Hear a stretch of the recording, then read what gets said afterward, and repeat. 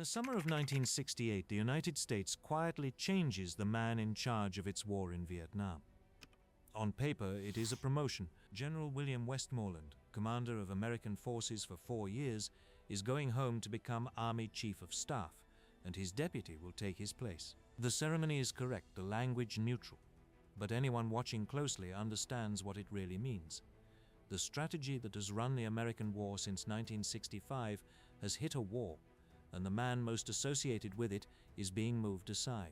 The new commander is General Creighton Abrams.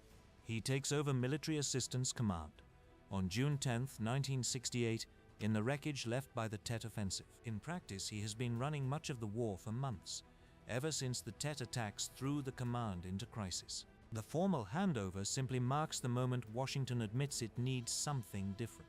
The question hanging over him is whether one general, inheriting 500,000 troops, a discredited strategy, and a public that has stopped believing the briefings, can actually change the direction of a war this size. The answer is more complicated than either his admirers or his critics tend to admit. To understand what Abrams changes, you first have to understand what he inherits, because the two men are almost always painted as opposites, and the contrast has hardened into folklore. Westmoreland had run the war on a theory called attrition. The logic was simple, almost mathematical. North Vietnam and the Viet Cong can field only so many fighters and replace them only so fast. If American firepower kills enemy soldiers faster than Hanoi can put new ones in the field, then eventually the enemy reaches a breaking point, a moment the planners call the crossover point, beyond which the war cannot be sustained. To find and kill those forces, American units sweep through contested ground in battalion and brigade strength, pushing into the jungle along the Laotian and Cambodian borders where the enemy's main force units shelter. These are the search and destroy operations that define the period. US troops don't need to hold ground. They need to find the enemy, fix him in place, and destroy him with superior firepower. And the measure of all this is the body count, the running tally of enemy dead, reported daily, briefed weekly, and sent to Washington as proof the machine is working. The trouble is that the machine isn't working, at least not the way the theory demands. American forces win nearly every battle they fight. What they can't control is when and where the battles happen. The enemy fights when it chooses and withdraws when it chooses, slipping back across borders the Americans are forbidden to cross. This is the central frustration of attrition, and it shapes everything that follows. The body count, meant as a neutral measure of progress, instead becomes an incentive to inflate. Commanders are pressured to produce a number, so they produce it. By 1967, the figures are wildly unreliable, sometimes doubled, sometimes padded by counting dead civilians as Viet Cong under a blunt and unspoken rule. A metric designed to clarify the war ends up obscuring it. Then comes Tet. At the end of January 1968, the Communists launched coordinated attacks on more than 100 cities and towns across South Vietnam, striking even the American embassy in Saigon. In purely military terms, the offensive is a failure. The attackers are thrown back almost everywhere, and the Viet Cong infrastructure that surfaces to fight is badly damaged, in some regions effectively destroyed. By the body count logic, Tet is an American victory. But Westmoreland had spent the previous months assuring the public the enemy was nearly beaten and the end was in view. The spectacle of a supposedly broken foe mounting a nationwide offensive shatters that claim overnight. The war's chief problem is no longer the enemy in the field. It is the collapse of belief at home. Westmoreland asks for 200,000 more troops. He doesn't get them. He gets a new job in Washington, and Vietnam gets a new commander. Creighton Abrams is, in personality, almost the inverse of the man he replaces. Where Westmoreland is polished, telegenic, and at ease in front of cameras, Abrams is gruff, rumpled, and famously profane, a cigar-chewing former tank commander out of the Second World War. During the Battle of the Bulge, his armored column led the relief of Bastogne, and George Patton called him the finest tank officer in the army. Since 1967, he has served as Westmoreland's deputy at MACV, and his main task there was to improve the South Vietnamese armed forces, the institution everyone agrees will eventually have to carry the war. He knows the Vietnamese commanders. He understands their army's weaknesses, and he has spent a year thinking hard about a side of the war that Westmoreland's headquarters treated as secondary. That distinction between the main war and the other war is the key to everything Abrams is credited with changing. Under Westmoreland, the conflict had effectively split in two. American forces hunt the enemy's main units in the hinterland. Pacification, the slow work of clearing villages of Viet Cong influence and protecting the rural population, is treated as a secondary mission, the other war, and handed mostly to the South Vietnamese. The two efforts are run almost as if they are different conflicts. Abrams rejects that division, and he does it almost at once. William Colby, who runs the pacification program and will later direct the CIA, recalls that in one of Abrams' first staff conferences, the new commander says flatly he wants to hear no more about the other war. There is only one war. As Colby remembered it, combat operations, building up the South Vietnamese military and supporting pacification, were now to get equal weight, each depending on the others. The phrase becomes the label for the entire approach, the one-war strategy. In practice, this changes both what American forces are supposed to do and how their success is judged. Abrams is openly skeptical of the body count. The real barometer, he argues, is population security. The question is not how many enemy were killed last week, but how many South Vietnamese villages are genuinely safe from communist control. So he shifts away from the big sweeps through empty jungle and toward a dispersed pattern of small unit patrols and ambushes, working day and night, positioned to screen the populated areas and cut the enemy off from the people and supplies he depends on. Rather than chasing main force units into the border regions and then pulling back, leaving the cleared ground to be reoccupied, the emphasis moves toward clearing an area and then holding it. Clear and hold, in the language of counterinsurgency, instead of search and destroy. There is also a sharper focus on what Abrams calls the enemy's logistical system, the network of supply caches, base areas, and infiltration routes that keeps the communist forces fed and armed. He treats the war as a contest over that system, choke the flow of rice, ammunition, and reinforcements, and the enemy's ability to mount large operations withers regardless of how many of his soldiers fall in any single engagement. It is a more patient theory of the war, and in some respects a more intelligent one. The change in command style is just as sharp, and the two are connected. Abrams distrusts the briefing room optimism that defined his predecessor's headquarters, the upward flow of encouraging numbers that told superiors what they wanted to hear. He interrogates his own staff hard, punctures tidy presentations, and demands to know what the figures actually mean rather than simply how large they are. At one briefing on the annual campaign plan, he reportedly walks to the front of the room and crosses out the section dividing the war into separate categories of effort, insisting the distinctions themselves are the problem. He gives few press conferences and makes few public promises. A commander who refuses to predict victory is harder to embarrass, and Abrams, having watched what over-promising did to Westmoreland, is careful not to repeat the mistake. This is the Abrams of legend. The general who arrives, sweeps away a failed strategy, and fights a smarter, more humane, more effective war. It is a compelling story, told most forcefully by the historian Louis Sorley, whose 1999 book argues that Abrams had essentially won the war by 1972, only for politicians in Washington to throw the victory away. The thesis even has a name, The Better War. It found a receptive audience decades later, when American officers facing insurgencies in Iraq and Afghanistan went hunting through the Vietnam record for a usable model and found in Abrams a commander who seemed to have cracked the code. The reality is not so clear-cut. The first problem is that the supposedly sharp break between Westmoreland and Abrams was far softer than the legend suggests. The two men were West Point classmates. They had worked closely for over a year, and Abrams had helped run the very strategy he is credited with overturning. On taking command, he explicitly tells his staff he wants to avoid any implication of great change or new strategy. The first combined campaign plan produced under him, the blueprint for 1969, does not differ in any meaningful way from the plan it replaces. Newsweek, reporting his appointment, quotes administration sources who had spoken with Abrams and come away convinced he would change very little.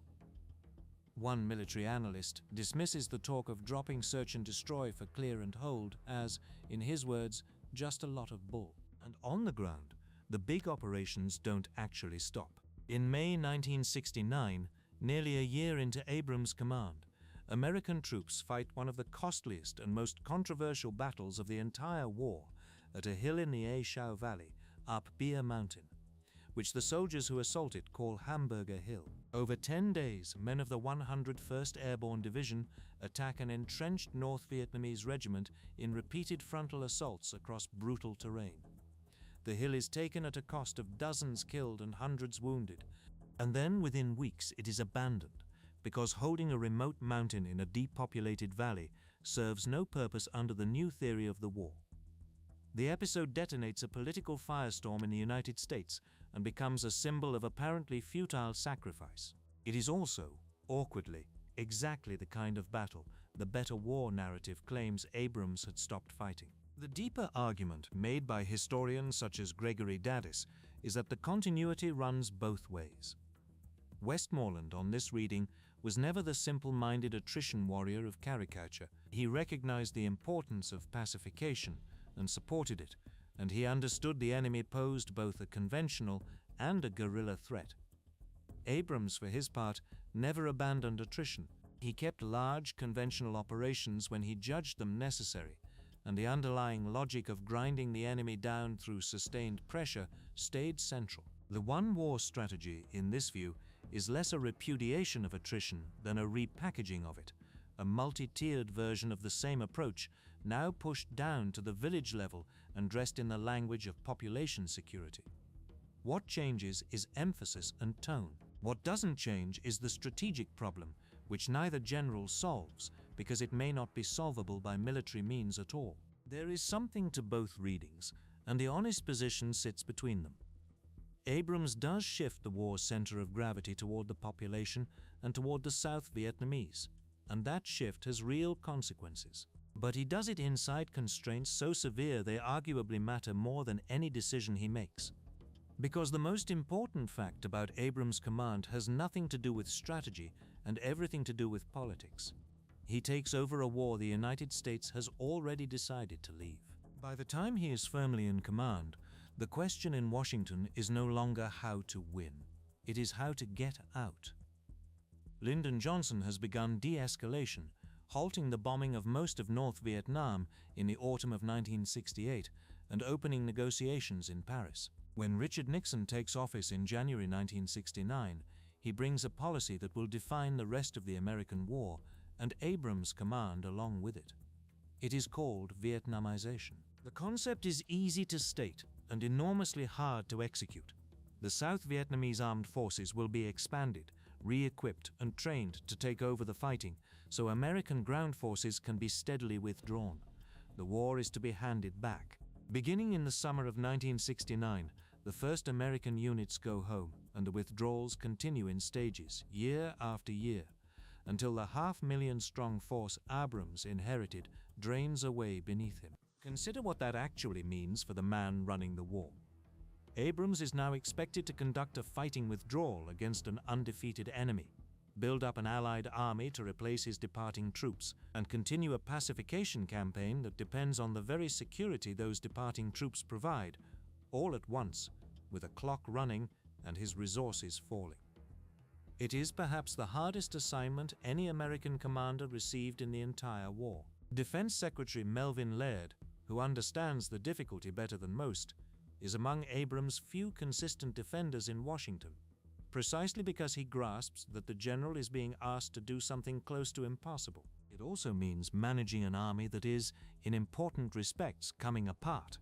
Asking soldiers to fight and possibly die for a war their own country is corrosive, and the strain shows. As the withdrawals advance, the American force suffers rising drug use, breakdowns in discipline, and in the worst cases deliberate attacks by enlisted men on their own officers.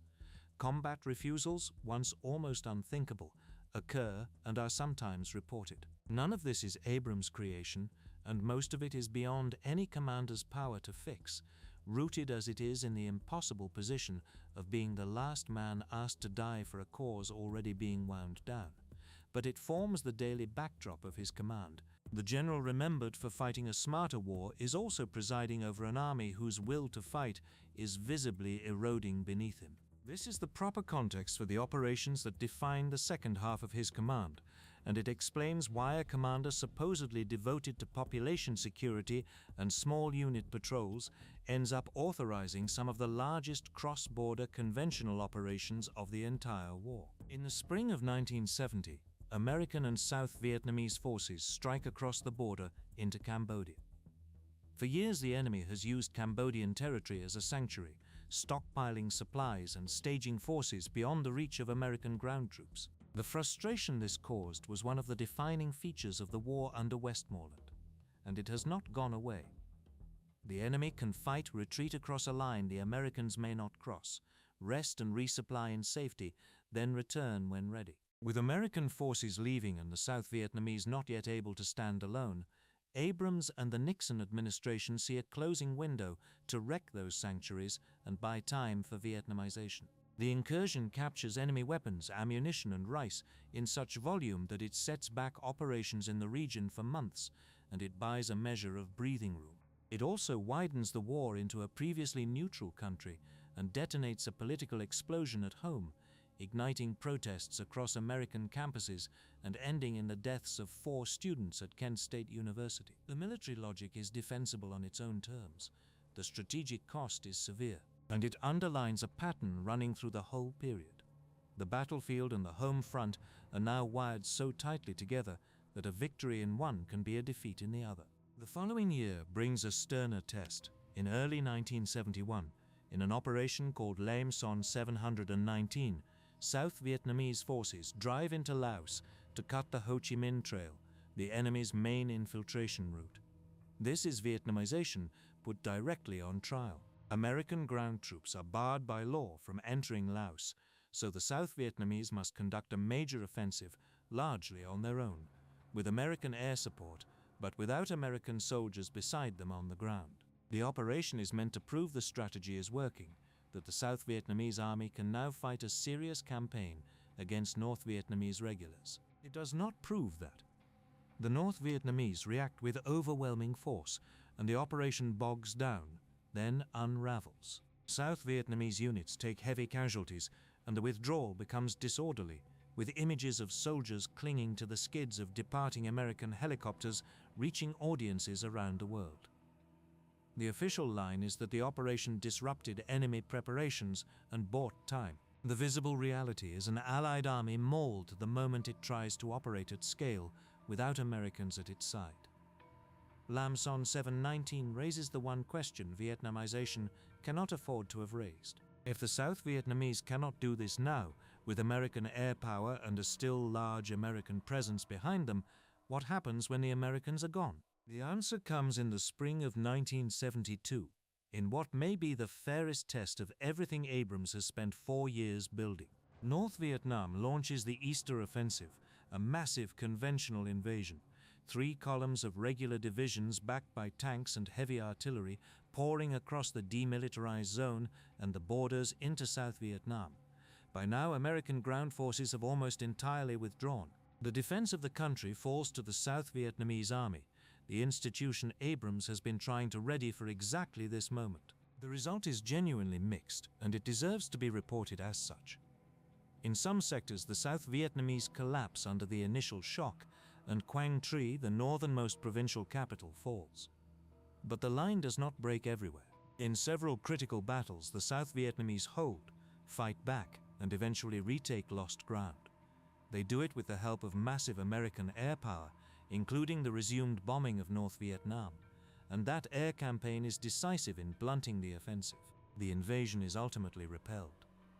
Hanoi fails to topple the Saigon government in 1972. What that proves depends on what you wanted it to prove. For the better war school, it is vindication. The South Vietnamese, properly led and supported, stood and fought and won exactly as Vietnamization intended. For the skeptics, the same battle proves the opposite, that South Vietnamese survival depends entirely on American air power, and an army that cannot hold without that air power is an army living on borrowed time. Both conclusions come from the same set of facts, which is itself a comment on how genuinely unresolved the war remains even this late. Abrams leaves Vietnam in the summer of 1972 to become Army Chief of Staff, the same post Westmoreland was promoted into 4 years before. The war he hands off is, in its essentials, still unwon. So what does Abrams actually accomplish? The honest assessment has to hold two things in tension that popular memory keeps apart. On one side, the changes are real. Abrams does reorient the American effort toward the population and toward the South Vietnamese. By the standard measures of pacification, the security of the South Vietnamese countryside improves substantially during his tenure. The Viet Cong infrastructure, already gutted by its losses at Tet, is ground down further by sustained pressure at the village level, including the controversial Phoenix program that targets the communist political organization directly. That program is worth pausing on because it captures the moral and practical complexity of the whole approach. Phoenix is built to identify and neutralize the clandestine Viet Cong leadership in the villages, the shadow government that collects taxes, recruits fighters, and enforces communist authority after dark. By many measures it works, stripping out cadre who survived the conventional battles. It also becomes a byword for abuse, a program in which the line between intelligence work and assassination blurs, and in which local officials can settle private scores under cover of counterinsurgency. It is the dilemma of the entire pacification effort in miniature. The methods that produce security are often the same methods that produce resentment, and measuring the first is far easier than measuring the second. American casualties decline as the war's character shifts and the troop numbers fall. By 1971 and into 1972, much of South Vietnam is more secure from insurgency than it had been when Abrams took command. For those who credit him, these are not small achievements, and they were won under conditions far harsher than anything Westmoreland faced. On the other side, the strategic problem is never solved, and may have been beyond solving. The improvement against the insurgency does not produce a South Vietnam that can defend itself against the conventional army of the North without American support. Even as pacification advances, Hanoi is rebuilding and re-equipping its main forces for exactly the kind of conventional war the 1972 invasion represents and the final invasion of 1975 will complete. Here, both commanders end up impaled on the same dilemma from opposite ends. Westmoreland concentrated on the main force war and was caught off guard by a guerrilla offensive in 1968. Abrams concentrated on the population and pacification and was caught by a conventional build-up that ended in conventional invasion. The enemy keeps changing the nature of the contest, and the American command, whoever holds it, keeps finding that its solution to the last problem is poorly suited to the next. The deepest point is that the most consequential decisions of Abrams' command are not his to make. He does not choose to withdraw American forces, nor to set the pace of that withdrawal, nor to pursue a settlement that will leave North Vietnamese troops inside South Vietnam when the shooting stops. Those decisions are made in Washington, driven by an American public that has run out of patience and a political system that has concluded the war is not worth its continuing cost. For 4 years, Abrams is executing a withdrawal he can shape at the margins but cannot reverse. Whatever skill he brings to the operational art of that withdrawal, he is managing a defeat decided above his level, and no general manages a defeat into a victory. That is what makes the better war thesis so seductive and so misleading.